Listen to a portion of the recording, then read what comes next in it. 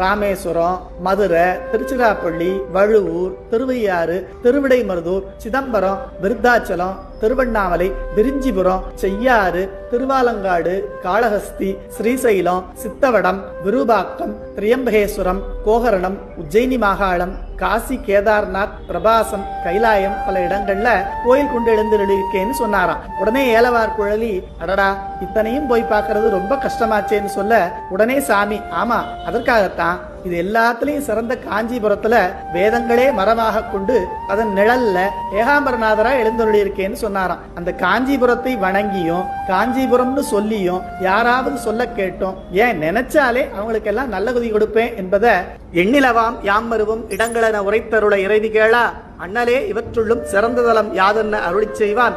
புண்ணியமை திருக்காஞ்சி எவற்றினும் மேம்படு புரியாம் அவ்வூர் தன்னை எண்ணினும் கேட்பினும் சொல்லினும் வணங்கினும்